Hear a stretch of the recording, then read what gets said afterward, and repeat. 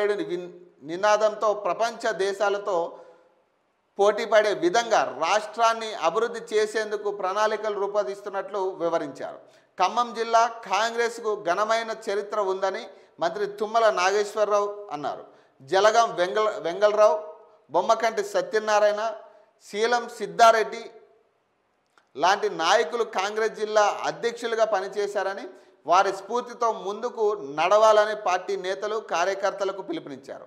అక్కడక్కడ సమస్యలున్న ఐకమత్యంతో ముందుకు సాగాలని కోరారు.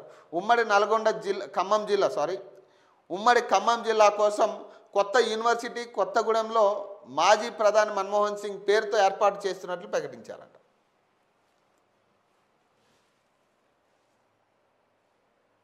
బట్టీల కమిషన్లు తీసుకోవడంలో నేను అన్ఫిట్ అంట. విద్యుత్ శాఖలోని కీలక పోస్టుల్లో ఆంధ్ర వ్యక్తులు, వారి కోసం తెలంగాణ ఉద్యోగులను బలి చేస్తున్నారు. కాంగ్రెస్ది ప్రజాపాలన కాదు, ద్రోహ పాలన. ఈ మాట హరీష్ రావు అంటున్నాడు.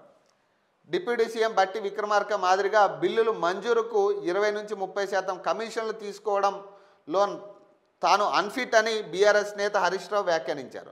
రాజకీయాల్లో హరీష్ రావు అన్ఫిట్ అంటూ బట్టి చేసిన వ్యాఖ్యలపై ఆయన స్పందిస్తూ, ఆర్థిక శాఖ మంత్రిగా పనిచేసినప్పుడు కమిషన్లు తీసుకోవడం తనకు రాలేదన్నారు. ఫ్రస్ట్రేషన్లో నోరు జారితే మొదటికే మోసం వస్తుందని, ఇష్టం వచ్చినట్లు మాట్లాడొద్దని బట్టిని హెచ్చరించారు.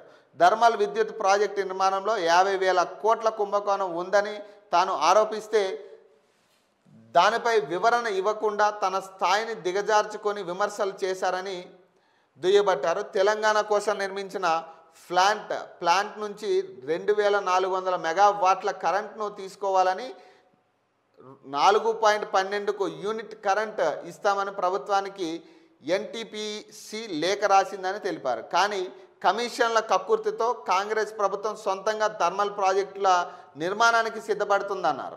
ఒకవేళ అప్పులు తెచ్చి కొత్త ప్రాజెక్టు పూర్తి చేసిన విద్యుత్ ప్లాంట్ ఒప్పందం ప్రకారం 25 ఏళ్లలో రాష్ట్ర ప్రజలపై 82,000 కోట్ల అదనపు భారం పడుతుందన్నారు. విద్యుత్ శాఖలోని కీలక విభాగాల్లో ఆంధ్ర ప్రాంతానికి చెందిన అధికారులు వరుసగా నియమించడం దుర్మార్గమని, రాష్ట్రంలో కాంగ్రెస్ అందిస్తున్న ప్రజాపాలన కాదని, తెలంగాణ ద్రోహ పాలనని విమర్శించారు. ఏపీకి చెందిన రాజశేఖర్ రెడ్డిని జెన్కో ప్రాజెక్టు డైరెక్టర్గా, ఉద్యమ సమయంలో తెలంగాణ ఉద్యోగులను అవహేళన చేసిన ఉద్యోగుల డైరెక్టర్గా, మధ్యప్రదేశ్ మైనింగ్ ఇంజనీర్గా పనిచేసిన శివాజీని ఎస్పీడీసీఎల్ ప్రాజెక్టు